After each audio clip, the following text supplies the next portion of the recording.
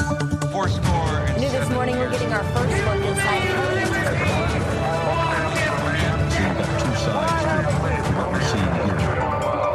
Hello and welcome to Firsthand, the podcast where we hear firsthand accounts of the most important moments in history from the people who lived them. I'm one of your hosts, Devin Field. And I am also one of your hosts, Greg Gallant. And we're back. We're back in the studio to talk about history today, Greg, as always. Talk about history. This is a history podcast. That's all it ever is. First and foremost.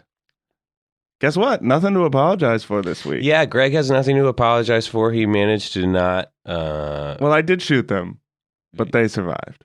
He's referring to last week's guests, the Winklevoss dads. There's some sort of magic in those Winklevoss dads.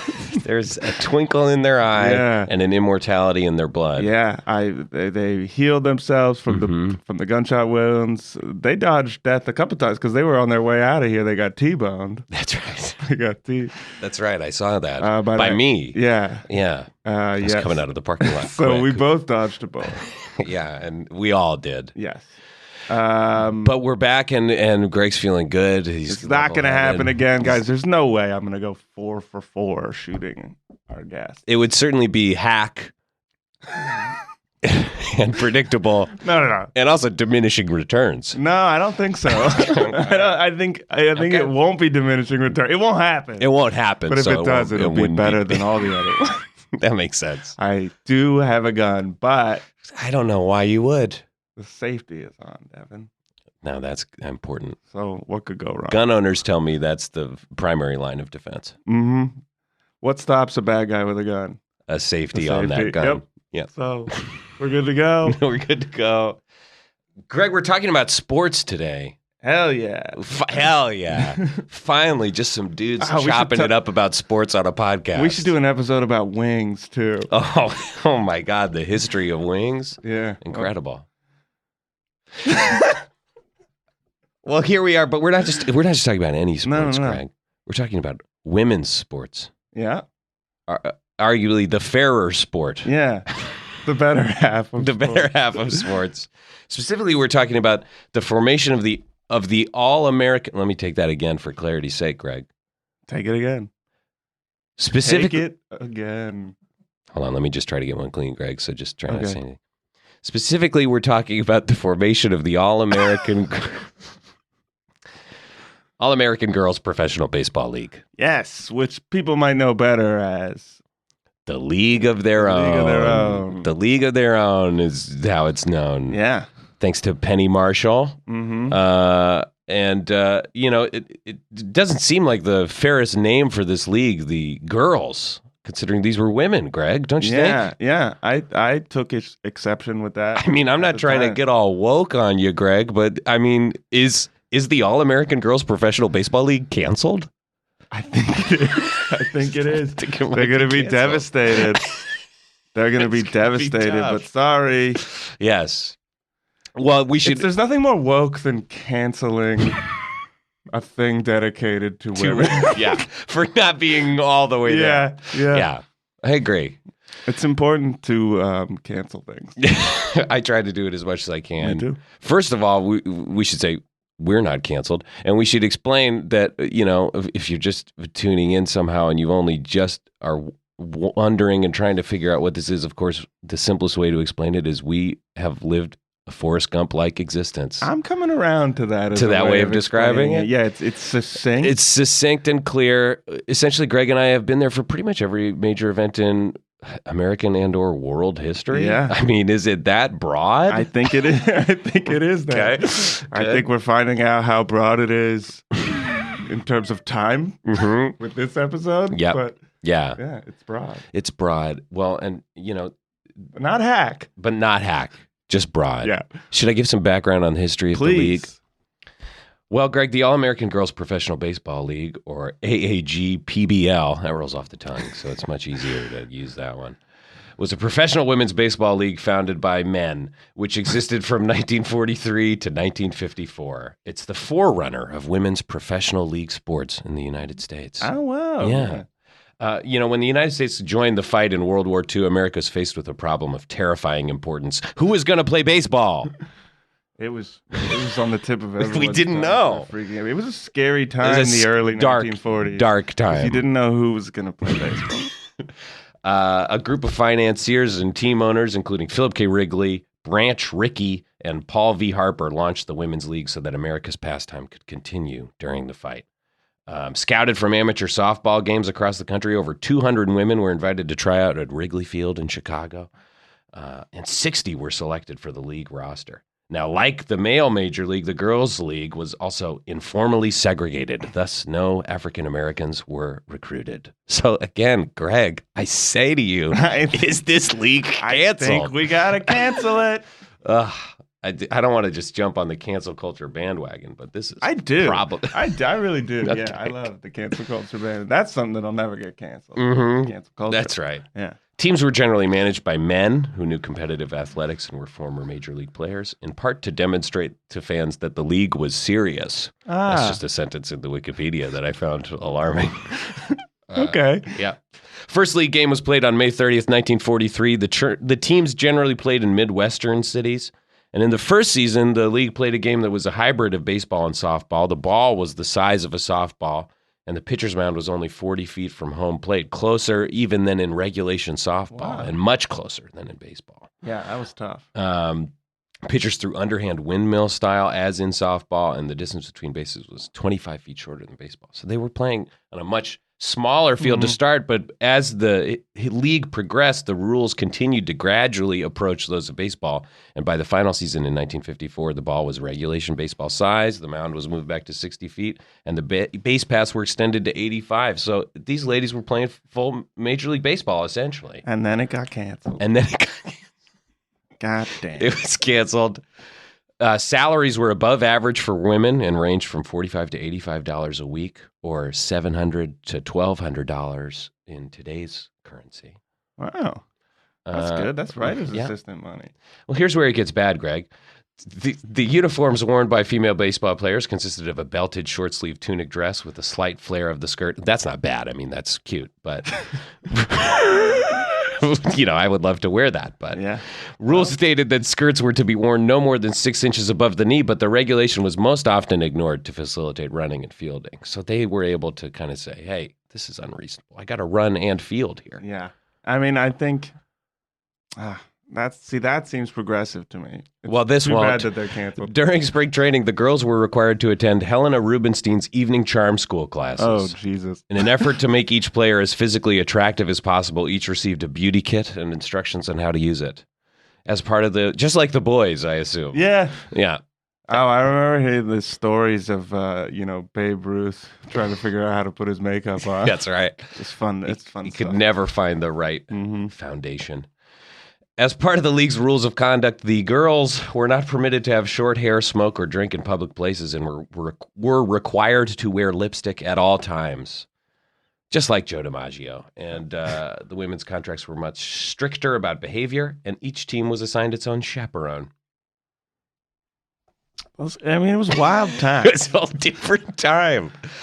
Well, the league peaked in attendance during the 1948 season when 10 teams attracted 910,000 paid fans. And, of course, the Rockford Peaches were the league's most winning team with 4 championships. And then Hanks, he got us again. Tom Hanks got us again. Another goddamn Hanks movie that should have been ours. That should have been ours. Well, and with that, I mean, let's get into where we were during this league. Oh, okay. I mean, obviously, it's the, we're in the early... mid-1940s, we're 2 able-bodied American men. Patriotic American men. Very patriotic. We hate Hitler. Mm-hmm. And so we decided the only honorable thing to do was to stay as far away from the battlefield as possible. Yeah. We dodged the draft, and I think we dodged that draft. You don't want to give Hitler a platform by fighting him. That's what it is. I you don't want to engage, right? Yeah, like I don't even want to talk about it. I'm not even going to honor what he's doing by going and risking my life. Well, when I would send telegrams about him at the time, I would write his name H. Star Tler. Oh yeah, because I didn't even want his name to show up. Yeah, you know what I mean. Boost it. Yeah. I don't want to signal boost Hitler, and it felt the same in terms of that's why I didn't want to fight for my country or my freedom. Yeah. So we were dodging the draft, and then here comes this baseball league. And here comes his baseball league. And Greg and I have always loved baseball in that we've always watched it and said we could probably do that. I could do that. I could do that. Yeah, I could do that. You throw a thing, you hit a thing. What's hard here? Babe Ruth was fat. Babe Ruth is a big fat fuck, and we were not big fat fucks. And he was smoking cigars. Yeah. I'm like, okay, I could do this. So I already thought I could do it. And, but here we are, all the men are leaving. There's no more Major League Baseball, but suddenly there's this women's baseball league. And Greg and I look at each other and we just go, we got to get in this league. We got to do this. We got to dress up like women, live as women, and play professional baseball throughout the duration of World War II. We had a little experience. From when we were musicians in Chicago and we were supposed to get killed in the St. Valentine's Day Massacre, but then we went on the run in drag and in a fancy hotel in San Diego. You remember that? Yeah, they got to make a movie out of that. They got to make a movie out of that. They got to make a movie out of that. That girl looked exactly like Marilyn. She sure did. Yeah. Yeah. And at the time, you looked exactly like Jack Lemmon. I did, yeah. Anyway, so we show up for tryouts at Wrigley Field. And already, I would say, things were amiss. Yeah. Baseball. Go on. Is hard. It's really hard. It's really hard. And these women had been playing for an extended period of time. Yeah. They had real professional they experience. were experienced, yeah. Mm-hmm. And they were stronger than us and faster than us. Mm-hmm. Mm-hmm. Yeah, I thought that too. Pretty much had an edge on us across the board. Yes. So I was trying out to be a pitcher. Mm-hmm. And the ruse was immediately gone because I wore a very short skirt. Because that's what the regulation said, I thought. And as soon as I hiked that knee up, I felt like people kind of knew. Yeah. Yeah. For those of you who don't know, Devin... No, I'll Greg. say it. Devin's really... Greg, don't. I'm backing in that I have a gun. But I have... What Greg's referring to is my incredibly hairy legs. That's what Yeah. Devin is packing some leg hair. Yes. And that's what they saw. And they weren't really buying it. Yeah. And so I was actually asked to leave immediately. Yeah. I don't know what happened to you, Greg. I feel like you lucked out because I stumbled onto a team and it was just a humiliating experience. I'm so top sorry. to bottom. I stuck in the league. I think that they enjoyed. You know how every group of friends needs one punching bag? That's right. I think I all was healthy that. male groups of friends deserve that. Yeah, because you gotta have someone to take it out on. Yeah. Someone to cancel. Your friend Seth usually. Mm-hmm. So I was the Seth sort of the Rockford Peaches. I hit 0-14, so that means that slightly over 1% of the time did I get a hit. Yeah, that's incredibly low. And they would say that a lot of those should have been ruled errors, but they were kind of kind. That's interesting. They took pity on you. Yeah. I did make a lot of errors. I didn't field well. Mm-hmm. And the mound is like 45 feet. It was something too like close. that. Yeah, so I got close. hit with a lot of batted balls. Uh-huh. I had black eyes a lot of the time. Yeah. Welts all over my body. That was such a strange look to watch you in the terrible wig that you had purchased with two black eyes, kind of always crying. Yeah, I hated it. So it got to the point where I was like, I'm gonna go to the friggin' war at this point. So it was too hard to take my... I tell you, H-star Tler might treat me a little better than these ladies in baseball. I'm getting shellacked over here. And it was too hard to take my woman costume off. So the woman that I was dressed up as a man to try to fight. Greg. So you tried to join the draft as a woman. As a woman, as a man. Signed up for the draft. Sign up for World War II. Whereas I fled to Guatemala. Yeah. And that's where we parted ways for a while. No baseball down there. Mm-hmm. No. And of course, years later, we tried to shop around this entire experience as a screenplay for the film Joanna Man. Yes, Joanna Man. And, in retrospect, we really should have written the screenplay for A League of Their Own. Yeah, but I didn't think of that whole experience as a triumph or as like an uplifting story. No, nor did I. So Joanna Man was kind of us going, hey, this is how we would have liked it to have gone. Yeah, successfully. Where you're good at the game. Yeah. And you still learn some lessons, but of course. You don't get fucking trounced up and down the Midwest. God. Well, so that was our experience with this women's baseball league, but... I saved a bunch of Jews, but that's not important. Did you? Okay. Yeah. I did go to World War II. I saved some people. Yeah. I've heard this before, Greg. Sorry. I'm bored. Honk shoe. I'm falling asleep over here. Devin, wake up. Sorry. Well, but luckily we have a couple of guests with us who are perhaps even more directly involved in the women's baseball league than us, two guys who faked our way into it. Yeah, I mean, you could say they belonged there more than us. Okay, great. They're old friends from our women's baseball days. And we'll be speaking to them right after this break.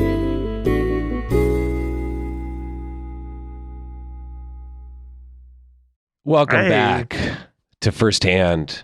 We're talking about the All-American Girls Professional Baseball League. Of their own. It still just leaves a sour taste in my mouth to say it. Yeah, I'm getting like PTSD flashbacks. Like, what would Roxanne Gay say if she heard me talk about the girls' professional baseball? Do you know what I mean? Yeah, I mean, you'd be. What would Lindy West, friend of the show? She's, of course, a good friend of the show. She's been in the room for the recordings of pretty much every episode. She's not here today, but she's usually here. I guess we don't mention it. But... No, she's always kind of chopping it up in the background, just smoking a cigarette, drinking a coffee. Yeah, you know, Lindy. L-dub. Let's get back on track. Yeah, we have such wonderful guests here, Greg. Yeah, including and this is a get. I mean, this is someone who I believe had some actual experience on the roster, but hopefully more experience than you, Greg. I mean, it would have to be. I had by far the lowest batting average. So anyone who played in the league, there was a woman who died the first week. Who still had better stats more than hits you? More hits than me when it was all said and done. Sure. Yeah. Well, we'll get the full story about this woman's involvement in the league right now. Please welcome to the show. It's Martha Munster. Thank you. Hello. Hey, Martha. Great to see you. Good to see you. And I just have to quickly about the name Martha Munster. I didn't choose it. No, of course not. Of course not. Okay, what's your question? Just in no relation, of course, to the family of monsters from television later on. I hate that question. I'm so sorry. But no relation. Okay. No. What about the cheese? Yes, I am related. Wow, you're related to the cheese. Famous. Incredible. They can trace my family's line back. Mm-hmm. That's so you inspiring. did like a 23andMe and came back part cheese. Sharp, yeah. Oh, sharp. Wow. Not Munster. No. Wow, that's interesting.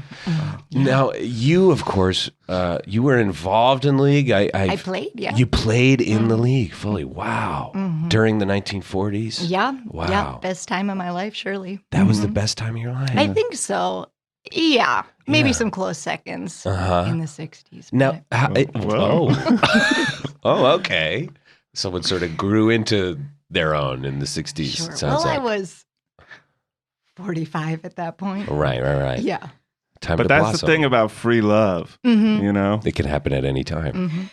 And it's for everybody. And the great thing about the 60s was like, if it was a dick move to cast any sort of aspersions on anyone who was trying to be part of that. So, Greg, save it for our Manson episode. Oh, and boy, did we have a lot to do with all that. There. I'll tell you, we were directly involved. But now, so tell us how you got into the league. You showed up at that tryout? Was it as simple as that? I'll tell you what, it wasn't. No, it was more complex? It's pretty complex, truly. I have a twin Mary Munster. Mary and Martha Munster. Mm-hmm. We were the twins in our town. Every town has them. That's true. Every town does have twins. Yeah. No, Mary was the one who really wanted to do it. Mm-hmm. She did the tryout. She got on, and then she got a real nasty infection. Went to her blood. Oh my God. But she just so wanted a Munster to be a part of it, and I looked just like her, obviously. Yeah. So I was the most obvious choice. So wait a second. So you didn't make the team originally. No. But your sister did. Yeah. Did you have any baseball experience? Sure, I'd played some. Mostly in the outfield, not doing much. Just kind of walking around the outfield. Just kind of walking, maybe singing, yeah. Yeah. That's why I liked it, for the songs. With all the songs you sang in the outfield. Mm-hmm. That's nice. I guess it's just hurtful for me to hear because I was trying so hard. Yeah. Really giving it my all. I know. And you did a lot better than me. I did. I think it was just natural. It felt pretty natural. I'm sorry. And not only did you do better than you, but presumably while also doing what you were doing, which masquerading as someone else. Yeah, true. I was Mary Munster. So walk us through the transformation of how you became your own identical Well, we're twin. Identical twins. I see. Okay, wow. So it was a little easier for you. It was a little easier. The hardest part was that Mary was a first base player. Oh, my God. So I did have to learn first base. But I am a power hitter, so it was fine. God damn it. I do hit for power. Wow, that's great. Yeah. Greg does not hit for power. No, or average. Yeah. Or even like outs that are in play. Mm-hmm. A lot of strikeouts. Yeah. And I've never held a baseball bat. You were a pitcher. Well, I tried to be. But so were you nervous to join this team? Were you swept right up in it? I think I was nervous a little bit at first, but I got to tell you, it was a magical time. And, coming from my little town of Sharps Grove, Wisconsin, yes, I had never seen the type of concessions that one sees in professional baseball. Really? Mm-hmm. And, it was thrilling. The concessions were thrilling. They were thrilling. Hot dogs, popcorn, and they just gave it to you after the game, Go, if you wanted to list more concessions, you could go ahead. Okay, sure. Hot dogs, popcorn. We covered those. Shaved ice. Wow, sort of a new delicacy at the time. Mm-hmm. So it was because I was under the impression that the players weren't allowed. I think that was for you. Yeah, I think it was you had to be batting at least 215. Yeah, to get concessions. Everyone else was getting it. I had a soft pretzel in my hand while I was pitching. Is that why to this day they refer to hitting 215 as hitting above the concessions line? The Mendoza line, of course, is 200, and the concessions line. Line. That's why. Yep, one of the many things professional baseball to this day kept from the Professional Girls League. Yeah. So would you say that the food was one of the primary things you loved about I think it's what kept me there. I mean, my sister got me there. The food kept me there. Right. It made me try. Not too much, though. It was pretty natural. But you were known, and I'm seeing this in your notes a little bit, you were known for eating during play. Yeah. I asked you not to say that. I'm sorry. I got to talk about it. How did that start? Have you seen the movie A League of Their Own? Parts of it, yeah. I watched there's a moment where that one character falls into the stands and comes out with a hot dog in her mouth. Classic. I have a guess for which actress it is, but I feel like I shouldn't say. Madonna. Yeah. Fucking pig. Jesus. Madonna. Right. We know. In any event, they took that from me. They got that from me. Really? They got that from me. Oh, wow. So that's how it happened. Yes, I ran from first base. All the way deep.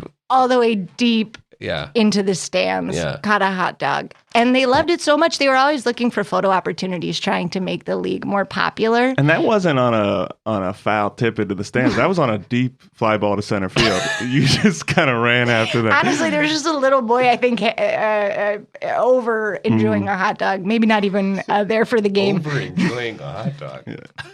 Oh, yeah. You see a kid enjoying a hot dog too much, and you're like, I gotta wipe the smile off this kid's smug fucking face. prick. Nobody over-enjoys but me. Hell yeah. Wow. Oh, Martha's gripping the table. That really gets me mad. No, that's how it started. And then they thought it was kind of a fun, kitschy thing for Mary Munster. Remember, I was Mary at this point. For Mary Munster to enjoy food while she watched. So 7th inning stretch after that.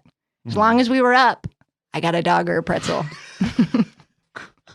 So it's sort of like the way now, if someone hits a certain number of free throws or whatever, everyone gets tacos. At the time back then, it was, if we're up going into the 7th inning stretch, Mary gets a hot dog. Yeah, the crowd benefited not at all. Not at all. Well, from enjoying the sight of you enjoying a hot dog. Yeah, there was a chant. Well, what was the chant? It was, down that dog. Down that dog. Very popular in the 40s. Wow. Yeah. That's incredible. Oh, that's what that was about. Yeah, that's what that was about. You didn't know? I thought it was everyone insulting me and calling me a dog. Wait. Well, that was that other chant, which was drown that dog. Oh, yeah. The fans are some of the best part of it because they'll give it to you. They'll rib you a little bit. Yeah. They were spicy fans. They'll come up as a mob and hold you in a tub under the water and say, drown that dog. Yeah. Oh my gosh. I do remember hearing, good land, I do remember hearing something like that in the house one night. And I thought I was dreaming. Yeah. Yeah. It became a bit of a 7th inning stretch thing where they would bring out a tub. They would try to drown me. They would put a dog collar on my neck. It's extreme. Yeah, it was fun. Again, I think this league should be canceled. Yeah. That's dark. No, don't fuck with tradition. Okay, sorry. There's tradition and then there's whatever else. Now, did anyone ever discover your true identity? Yes. That must have been devastating. It was. I confided in one person. Person. There was one difference between me and my sister. What's that? Our laughs. And they're both very distinctive. Sure, in their okay. own ways. And what does your sister's laugh sound like?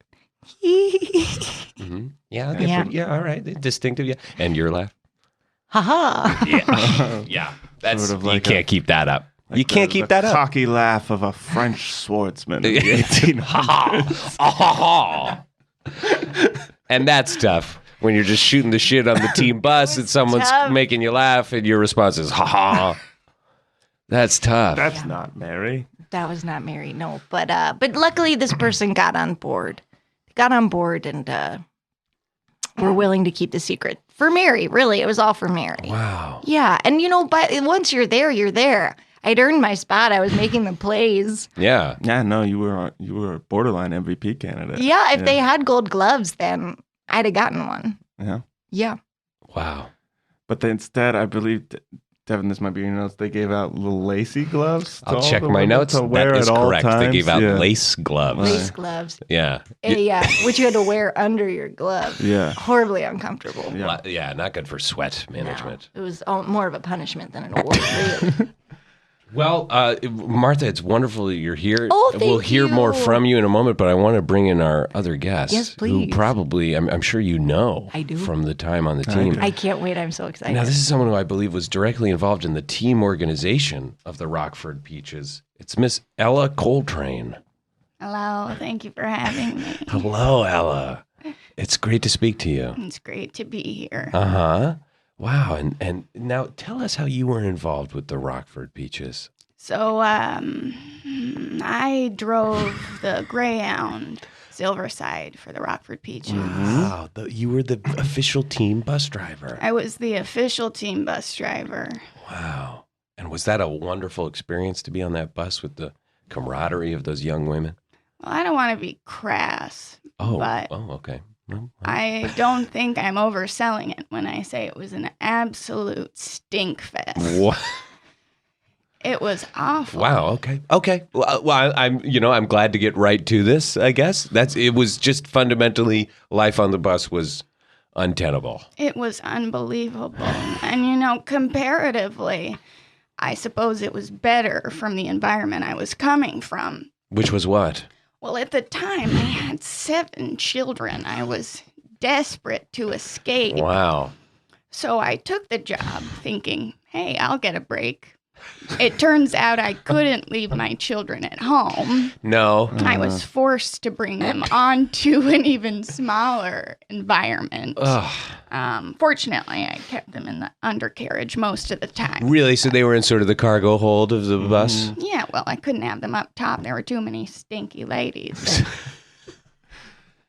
Wow. See, this is big government getting in the way, where a strong, independent woman is forced by Child Protective Services to bring her family with her where she goes. It's bullshit. It was unbelievable. You should have tried to go to the war. I don't think I didn't think about it. You should have sent your kids to the war. I should have. Yeah. Ella, are you in pain? Funny you should ask. Those years from driving the bus have obviously, you can tell, misshapen my back considerably. Yeah, I didn't want to comment on it, but you are hunched. There aren't enough painkillers in the world to ease the pain I feel, but... And by the looks of these pill bottles, you are trying. Yes. Yeah. Wow. You can't say I didn't try. I won't.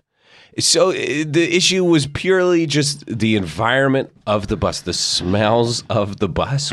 It seems like it's all you can think of. Well, I mean, you have to remember this was a time before Greyhounds had restrooms. So, I mean, in the beginning, I was trying to stop for the ladies. You know, it took us 17 days to travel from Madison to Milwaukee because we were stopping every 2 to 3 minutes. Yeah, I see. We just couldn't sync up, sort of, in when we needed to go to the bathroom. It was ridiculous. And, you know, one goes, and then the next goes, Right. and they all want to go. And, you know, you can say it. I'm not saying it, all right? I mean, come on. I can say it because I was the woman. then. Yeah, all right. Now, you rode mostly in the undercarriage as well, if I remember. Yeah, correctly. I was below the undercarriage line, which is hitting 020.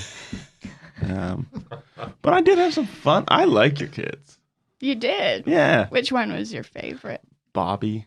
Oh, wow. It sounds like we all liked Bobby. Not Ella. Ella had a visceral reaction. Of, Bobby's the one I tried to send to war, and they wouldn't take it. well, he was about 4. Yeah, as a young child. That might have been the problem. Yeah. But yes, this is all just to say that, you know, we were taking stops in the beginning, but ultimately we had games to play, places to go. So people started using their beauty kits, their lunch pails, what have you, to relieve themselves on the bus. God, that's causing smart. the stink. And Using it's hard the lunch not to pail. remember. Ooh. What did you do?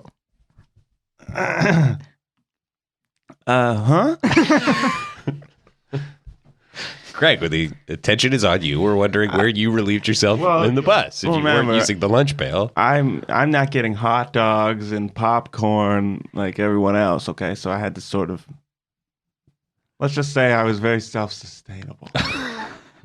That's a nightmare. I'm not going to dive into that. No. Yeah, you understand why I wanted to go fight in World War II so bad. Now, I understand that at one point you finally kind of dressed down the women on the bus and you kind of stood your ground and issued some ultimatums. What happened on that day when you finally stood up for yourself? I remember it so clearly. Well, I stopped the bus in the middle of a highway, which, looking back, was not the best decision. That's but okay. I stood up in front of the bus and I said, everybody pass your lunch pails forward. At this point, I obviously knew they were filled with mess. And what I did was I collected them all at the front of the bus. And I called each woman out one by one. I opened said pail and I threw it in their faces. And I said, you want to make a mess on my bus, you're going to eat it. Wow. The one day I don't ride with the luggage. And you were crying and crying, but you never did mess yourself on my bus ever again, Wow. did you? No. Oh, my God. Martha, were you there for this faithful day? I was. I'm crying. I mean, that must have been And what difficult. does your cry sound like? Ha Oh, I see. Okay. Yeah. So it's kind of from the same source. Well, yeah. Yeah, I remember that day. God, I I thought you were the most elegant, impressive woman. Interesting. And then to have that happen, I mean, it did get the point across. Nobody ever did mess themselves again on the bus. That's good. But it was horrifying. Well, I had to make you do it too. I mean, we had an understanding. Mm-hmm. So You you- had told me your secret. Mm-hmm. Oh, so this is who you confided in. This is who I confided in. Wow. Yes. She knew. She knew the laugh. She knew our sounds. I mean, for as much as we aggravated her, I think she loved us in a way. I mean, she had 7 kids, but really she had, many more, and they were all girls. They were the baseball players, is what I'm alluding to. Okay. 25. Well, we ended with 22. Yeah, you're right. One went the first week. Boy, to carry that around on a bus, I'll tell you. Yeah. It's interesting. You were carrying around the body of a player? Yeah, we didn't have time. Eddie Campbell. We'd stop for so many restroom breaks. Yeah. Good God. It's so dark. We wanted to get her back to her hometown, Wow. which unfortunately was, Melbourne, Australia. So It just wasn't in the cards. yeah, we just went. We kept her as long We as played in could. Perth. long We as played a we game in Perth, but we We never. did an exposition game over there. Wow. That must have been quite the trip. Mm, Would you take a boat over to Australia? just the Greyhound. Interesting. It was a ferry. It was very long. We put the Greyhound on a ferry. And I it see. floated. I see. Well, that can't have been good for hygiene. Anyone. No. No, the smell was bad. I mean, she's not wrong. A lot of seasickness. Mm. Wow. I mean, Ella, I just wanted to address something real quick that still sticks in my car a little bit. You were not a player. You were a team employee driving the bus. Greg. You wound up with more hits than me. Greg. You got to let it go. Yeah, well, what can I say? They said they didn't want you to play. They asked me to sub in one day. So I did. And yeah, they said I was much better than you. Yeah. Which, I don't care about that. She stuff, went 3 but- for 4 that day. And wasn't even really swinging the bat. You just kind of held the bat in the zone. Well, my back is already sort of failing me. So Yeah. I was bent holding. I remember reading about there was one game where you were just, it was sort of a more open field, and you were just parallel parking the bus behind home plate, and it hit off the front of your bus so many times that you batted for the cycle. It's correct. Wow. And Greg, I mean, that's got to be brutal that her just parking a bus was more successful than you could ever be. Well, not everyone has the gift. Truly. Very clearly. And I think, okay. It's obvious. I'm ready after all these years to say, I'm going to drop a bit of a bombshell on you guys. Okay. I wasn't a good baseball player. Okay. And Greg, that's great. Wow, I said it. That's great. I mean, I might have said it earlier, but I said it. Whereas we're with 2 great baseball players, a great player and a great driver who was also a great player. Yeah. Now, Purely accidentally. but it's just that simple. And it was, just with your attitude, your disposition about the game, your physical. Yeah, your back was pretty rough. I mean, your player nickname, they called you the lowercase R. Because Because that's what she looked like. That's what she looked like. You can't Between deny it. Stooping down to pick up those kids and driving the bus, I never stood a chance. Wow. And so what happened to you when the league eventually disbanded in 1954? Where did you go? I took my bus. Oh, it was your bus. Well, I wasn't going to give it back. Of course not. I took it down to Mexico. Oh. I tried to, start a new life for myself on the beach. And, I lived in that bus for a good 25 years. Wow. So you and I had a similar path. I was down on the beaches in Guatemala avoiding the military police. And you were living in a bus. I was living in a bus, yeah. Oh. Yeah. I think I was on a beach called Zawatenejo. I believe. Yeah. Just me and a guy named Red. Right. Now, did a guy named Andy ever show up? No, he did not. Okay. Well, that's so nice that you got a nice retirement away from the hectic atmosphere of these ladies and your children. I'd earned it. Yeah. Yeah, I mean, that is the dream. That's the dream, you know? The beach, a bus, no kids, Mexico in the 60s and 70s. Mm-hmm. Incidentally, a very easy place to get painkillers. So. Oh, Great. Oh, good. And is this the first time you and Martha have seen each other since? Yes. All Yes, those it years? is. Oh, my God. It feels like a family reunion. Wow. It really does. Yeah. I mean, I know we frustrated you, but you were just like our mom, like our perfect mom, like our perfect little bent over mom. It's very sweet of you to say. Wow. Thanks. Good. Yeah, you were so much nicer to me than my actual mom. Wow. Yeah. And that goes for me, too, of, when I was leaving tryouts immediately after arriving, you were smoking 3 cigars in the parking lot. And That was her minimum. that's your standard minimum. And you pulled one out of your mouth and you held it out to me. And then right as I reached for it, you went psych and threw it away. You did. And it made me laugh, and it just put a smile on my face and really cheered me up that day. Oh, I'm so glad. So, She had that effect. she had that effect. And it was, again, kinder than anything my mother ever did for me. Yeah. I mean, you forcing me to eat shit, which I was already my issue that day was that I had already eaten. Right.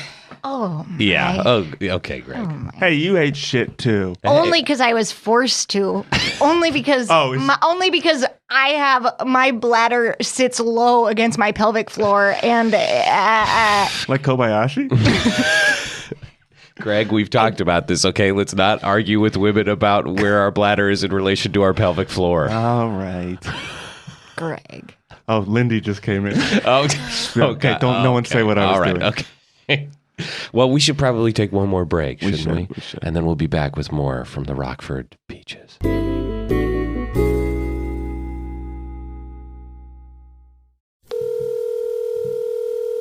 Hey, thanks so much for listening to the episode. If you liked what you heard, please consider following us on social media at Firsthand Pod. Thank you.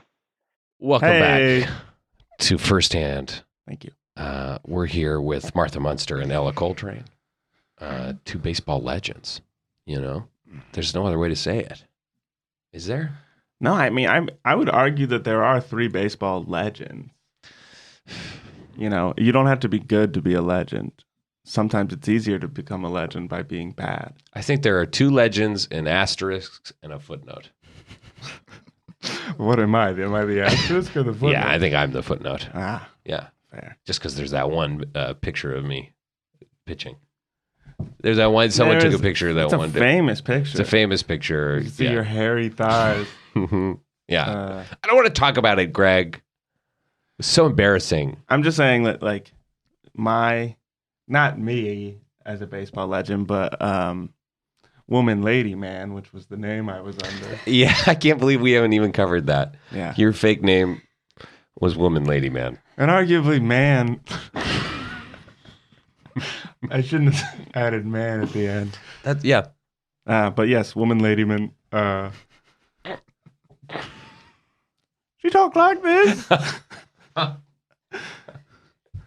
This is a thin ruse. Yeah. Yeah. Well, Greg, it's time for one of our segments, the silver lining. This is when we just talk about, what was one aspect of this whole experience that was a true treat, a true cherry on top, the good side of this experience. Now, obviously, this isn't an inherently negative thing. Obviously, a lot of positives came out of this league, but we had our struggles. So, what were our takeaways as the finest moments from the league? What was your silver lining? My here? silver lining, I mean, it's tempting to say that the silver lining was all the lives I saved in Poland. I don't want to hear about it. Okay. It's so unrelated to this. I'm pissed that you would talk about it. Okay. I guess my silver lining was when I was on the diet that I was on, Yes. I dropped some lb. Okay. Yeah, you got pretty thin by the end there. Yeah, I was pretty thin. Yeah. Which was what allowed me to sort of go undercover when I, when I was in World War II. Yeah. Wow. That's dark. I know Greg. you don't want to hear about I it. don't. I don't. It's dark, yes. Yeah. We don't need to talk about that. Well, for me, the silver lining was the perspective of body positivity that I gained. Yeah. Because obviously I was singled out for being different when I took that mound in terms of... Another reason they should be canceled. Yes. In terms of I didn't have the right legs and I didn't have the right body type and I didn't have the right gender and I was lying and I was a criminal. Yeah. You know what I mean? And so then I was able to walk away and honestly spurred on by a little bit of confidence from Ella in the parking lot, laughing at me and making fun of me one more time.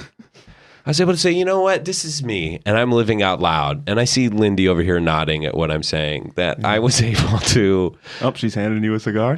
Lindy! She gotcha. But, and that's why I was able to spend all that time in Guatemala, mostly nude. And just live out loud that way on the beach and not be ashamed of, I'll say it, the hair up my legs.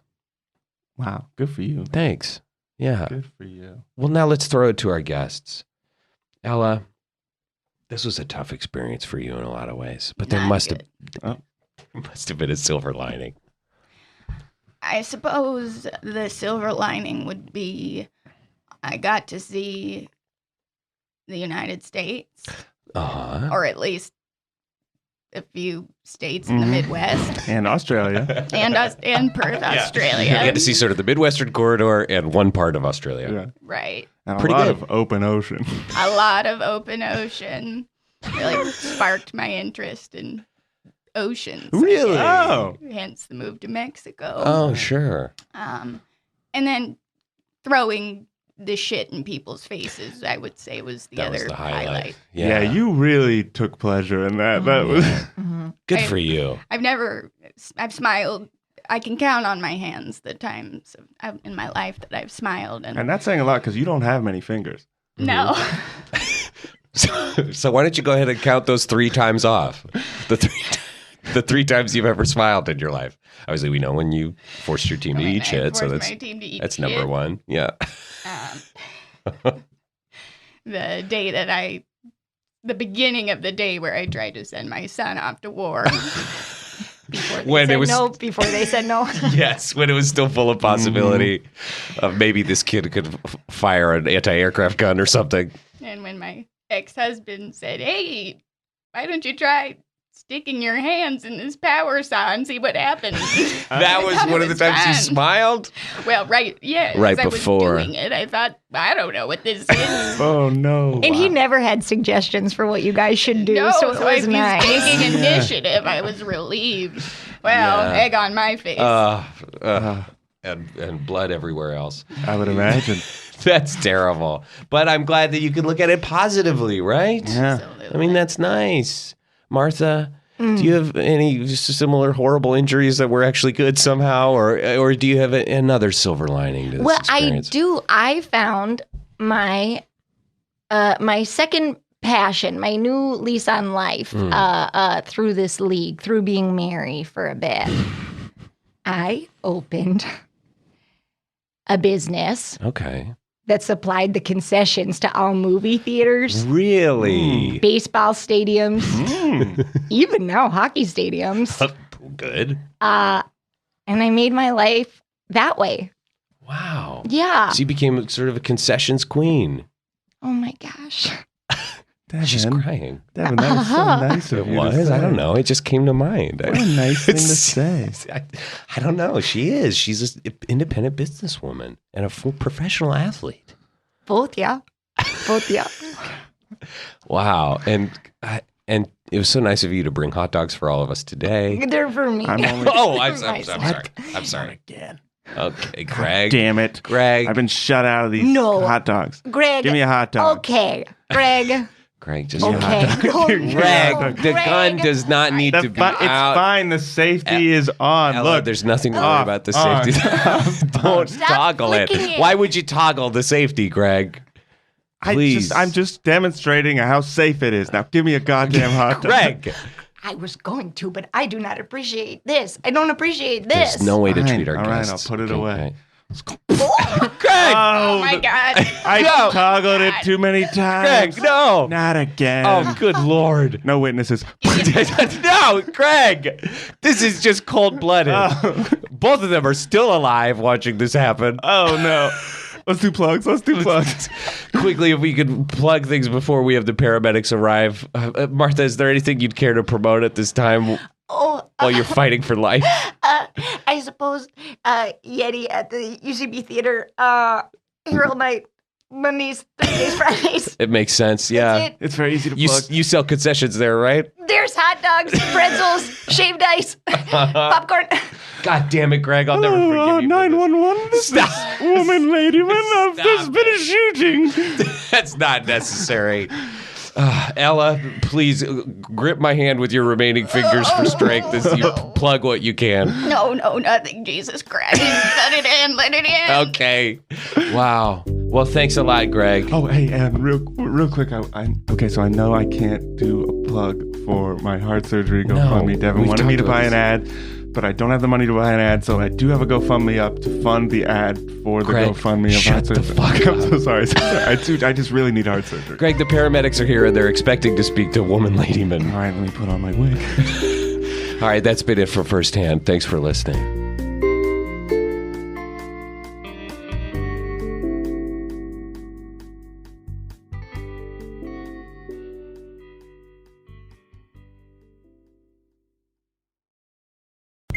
Find more great shows and see what's behind it all at backdrop.fm.